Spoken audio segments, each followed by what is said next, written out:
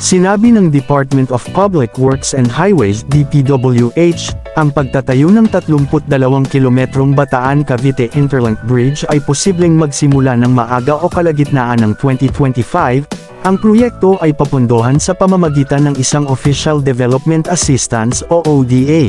At bago natin ituloy, kung ikaw ay bago pa lang sa aking YouTube channel ay huwag kalimutan mag-subscribe at i-click na rin ang bell icon para lagi kang updated sa mga bago kong upload video. Ang maituturing pinakamahabang tulay sa Southeast Asia sa oras na magawa, ang Mega Bridge Project na magdudugtong sa Cavite at Bataan na magsisimula sa unang bahagi o kalagitnaan ng 2025. Noong nakaraang taon, inihayag ng Department of Public Works at Highways DPWH, na ang gawain sa Bataan-Cavite Interlink Bridge Project ay magsisimula sa unang bahagi ng 2024 na may groundbreaking ceremony na nakatakda sa huling bahagi ng 2023, pero sa kalagitnaan ng 2024 at nagkaroon ng mga pagbabago sa mga plano ng mega project. Kamakailan, inanunsyo ng DPWH na ang pagtatayo para sa Bataan-Cavite Interlink Bridge ay inilipat sa maaga, kalagitnaan ng 2025, ayon kay DPWH Undersecretary Maria Catalina Cabrol, ang pagkaantala sa konstruksyon ng nasabing tulay ay dahil sa paglalaan ng panahon ng gobyerno sa paghahanap ng pinakamagandang financing package na magagamit. Aniya, ang pagkuha ng pondo ay talagang naging problema, sinusubukan naming makuha ang pinakamahusay na package ng financing para sa pinakamalaking proyektong ito ng DPWH at sa wakas, nagagawa namin ito.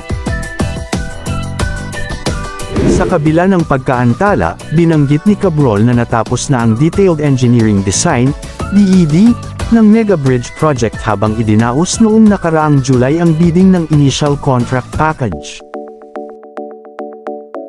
Ang Bataan-Cavite Interlink Bridge ay aabot sa kabuuang 32 kilometro, magkakaroon ito ng paunang gastos na 219 na bilyon pesos, mula sa dating 187 bilyon pesos. Ang mega project ay itatayo sa Manila Bay at paniguradong mababawasan nito ang oras ng paglalakbay sa pagitan ng Bataan at Cavite mula 5 oras hanggang 30 minuto kapag natapos na. Aniya, sa pagsisimula ng konstruksyon na inilipat sa 2025, umaasa kami na ang DPWH ay makakapagsimula sa ambisyosong proyekto simula sa susunod na taon. Kapag nakumpleto na, ito ang magiging pinakamahabang tulay sa bansa, mas mahaba kaysa sa 8.9 kilometrong Cebu-Cordova Bridge at sa 2.1 kilometrong San Juanico Bridge. Samantala, ang Panay-Guimaras Negros Link Bridge ay nananatiling prioridad para sa pambansang pamahalaan upang mapahusay ang koneksyon at mapalakas ang paglago ng ekonomiya sa rehiyon. Ang proyekto ay iniharap ni Department of Public Works and Highways DPWH, Secretary Manuel M. Bonoan sa Philippine Economic Briefing noong May 27, 2024, sa Philippine International Convention Center, PIAC. Sinabi ni DPWH 6 Regional Director Engineer, nauna nang inihayag ni Sunny Boy Oropel na nagsimula na ang soil exploration para sa Panay-Guimaras Negros, PGN, Bridge Project. Sinimulan ng 6 na consultant ang geotechnical investigation na kinakailangan para sa iminungkahing tulay, na tumutukoy sa mga pagkakahanay para sa mga haligi ng tulay. Batay sa Detailed Engineering Design, mayroong 2 segment para sa Panay-Guimaras Negros Bridge na may kabuuang 32 kilometro.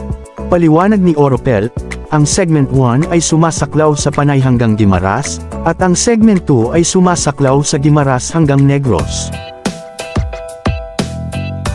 Ang mga konsultant ay nagpapakalat ng mga kagamitan sa karagatan ng Iloilo at Guimaras, na suportado ng 6 na nakatalagang barge. Ang bahaging ito ay nakatuon sa pag-uuri ng lupa, mahalaga para sa pagtukoy ng istrukturang disenyo at katatagan ng tulay. Nagpahayag ng kumpiyansa si Oropel na maabot ang huling araw ng December 2024 para sa Detailed Engineering Design, DED, ng unang segment, na nag-uugnay sa Panay sa Guimaras. Ang pinabilis na timeline na ito ay sumusunod sa direktiba ni Pangulong Ferdinand Marcos Jr., na simulan ang pagtatayo sa ikalawang kalahati ng 2025, ang orihinal na plano na naglalayong makumplito ang Disyembre taong 2025 para sa mga DED ng parehong segment. Ang PGN Island Bridges ay magbabago sa regional na accessibility, na magsisimula sa isang panahon ng streamlined na transportasyon, mula sa mabilis na paggalaw ng mga tao hanggang sa mahusay na paglilipat ng mga produkto at serbisyo.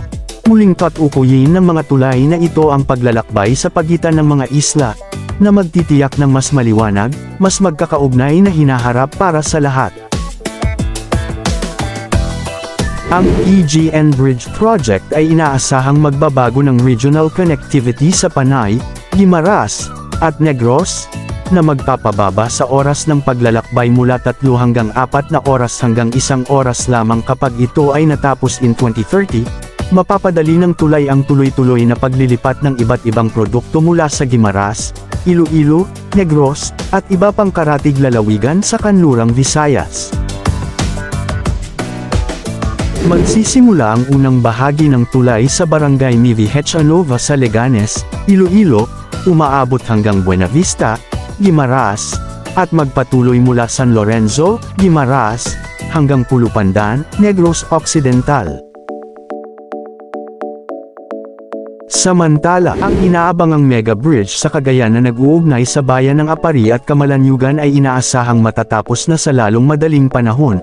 Ang iconic na tulay, na kilala bilang ang pinakamahabang cable-stayed bridge structure sa Region 2, Hilagang Luzon, sa Pilipinas, ay inaasahang magbubukas sa trapiko sa huling bahagi ng taong ito.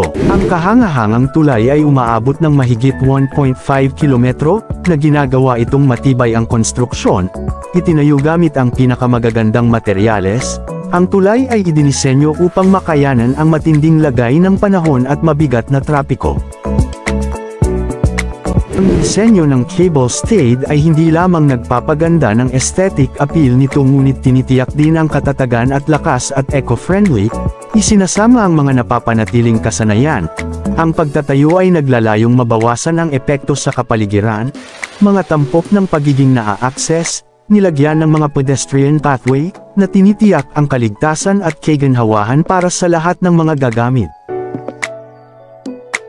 Ang tulay ay nakatakdang maging game changer para sa hilagang rehiyon ng Pilipinas, na nagtutulak sa paglago ng ekonomiya sa pamamagitan ng nagpapadali sa kalakalan, at pinahusay na koneksyon ay magpapabilis sa paggalaw ng mga produkto at serbisyo, na makikinabang sa mga lokal na negosyo at industriya. Ang pinahusay na accessibility ay inaasahang makaakit ng mas maraming turista, na magpapalakas sa lokal na hospitality at sektor ng turismo. Ang pagtatayo ng tulay at ang kasunod na pagtaas ng mga aktibidad sa rehiyon ay nakabuo ng maraming pagkakataon sa trabaho. Ang pagbubukas ng pinakamahabang cable-stayed bridge ng Pilipinas ay nangangahulugan ng higit pa sa isang bagong proyektong pang-imprastruktura.